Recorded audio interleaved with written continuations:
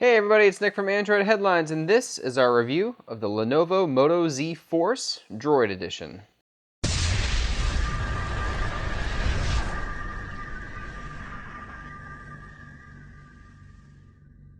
2016 marks the first big name change for Motorola's devices since the Lenovo merger, and it's all Moto branding this time around for the Moto Z. Allegedly not replacing the Moto X line, the Moto Z Force is the first in a new line of phones that's primarily designed to be modular.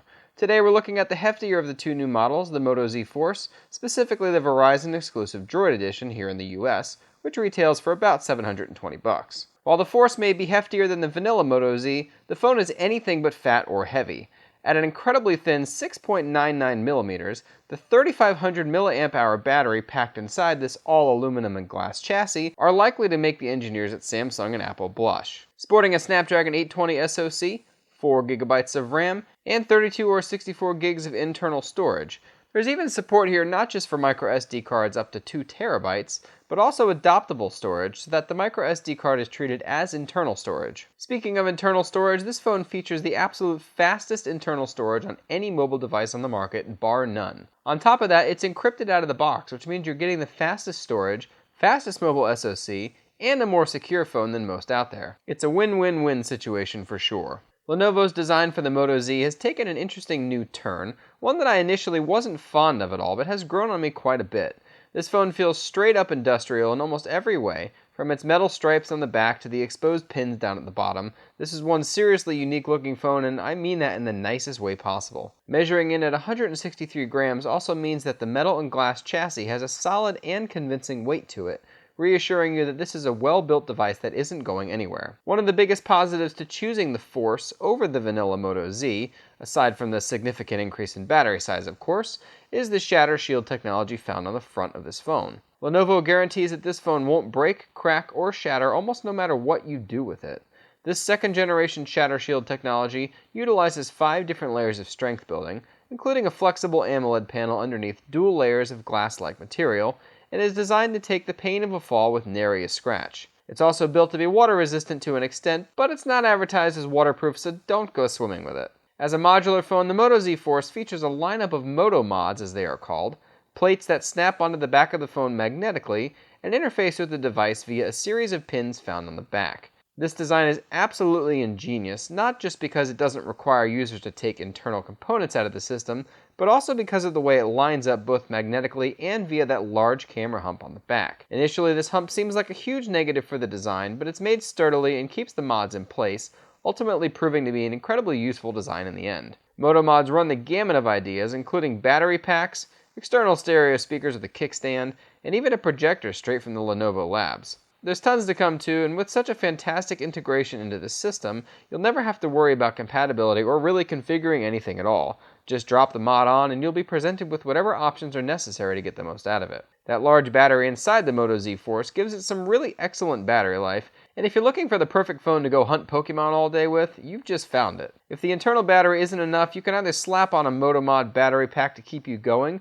or if you find an outlet and can use the included 30-watt charger, you'll be juiced up to 50% in a paltry 20 or 25 minutes. Yes, somehow these OEMs keep making this charging thing faster, and that 50% charge equates into at least 8 to 10 hours of usage for most heavy users too. This is great too, since that display on the front is easily one of the best AMOLED panels on the market, not only exhibiting some excellent colors and white balance, but almost no rainbow effect when turning it.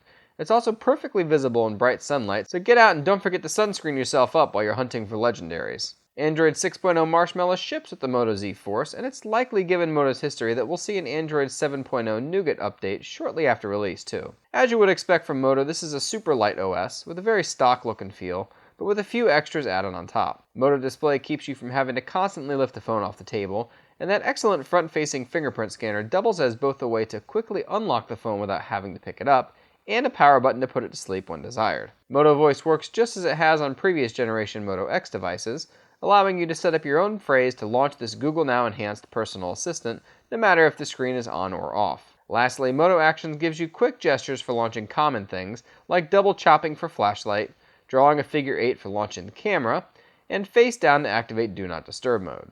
As this is a thin and light OS with an incredibly powerful SoC, you should and can expect the absolute best performance from the Moto Z, no matter what you're doing.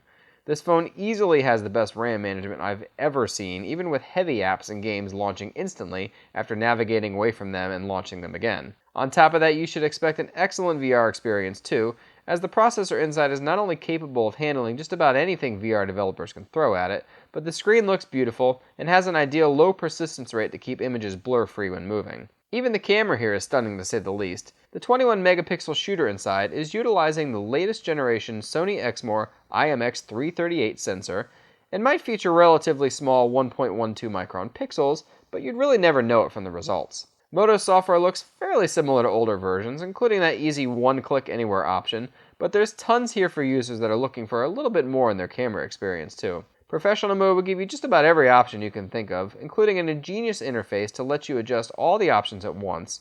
But if that's too much for you, the regular auto mode works brilliantly in any light. Auto HDR and auto night modes kick in when needed and seem to do a perfect job of just about everything, although they are pretty slow when they take shots. Zoom detail is phenomenal, as you should expect from a sensor with this megapixel count, and the processing in general is nothing short of fantastic. White balance and color balance are essentially perfect, and even low light shots came out just about as good as I could ask for. This isn't the absolute best low light shooter on the market, but it definitely goes toe to toe with the best out there in nearly every condition we tried. Even the launching and picture taking speed was nothing short of excellent, with a 2-second camera launch, instant shutters in all but HDR and night modes, and a lightning fast focus that utilizes both phase detection autofocus and laser autofocus at the same time. Even video mode is pretty mind-blowing, with support not just for 4K optically stabilized video, but also adding HDR video on top of both of these things. Most phones only do 4K, OIS, or HDR video alone, but the Moto Z Force does all three at the same time without breaking a sweat. Lenovo is kicking some serious butt and taking names here, and it's showing that it means business when it comes to cameras. With so many positive things about this phone, is there anything negative at all to talk about? Yes, unfortunately, but that's why we saved it for last.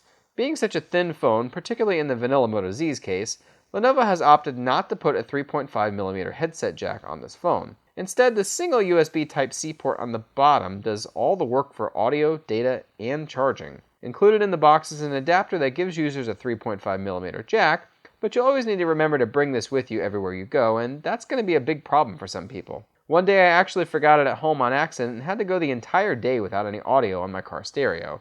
It really sucked, and I imagine more than a handful of Moto Z owners are going to run into this until they get a newer sound system with USB audio support or Bluetooth support. And that's another issue too. Only standard Bluetooth audio is supported here, no high bitrate aptX support. It would have been nice to see Lenovo push higher quality wireless audio when deciding to remove such an important part, but them's the breaks, I suppose. It's also worth noting that obviously you can't charge this thing and listen to music at the same time if you're utilizing that port on the bottom, since there's only one port. And there's no wireless charging here, so if you run into this situation, you're going to need to pick up one of those Moto mods so that you can actually do both at the same time. With really only a single negative point, the Moto Z Force is absolutely a no-brainer. Budget and carrier limitations will definitely come into play though, as $720 isn't exactly cheap, and Verizon exclusivity here in the US means a significant chunk of the population can't easily pick one up without having to go through the pain of switching carriers. Either way, if you can get around these last few things, the rest of the experience is absolutely the finest you'll get on any phone this year so far, and it only gets better as you add those mods.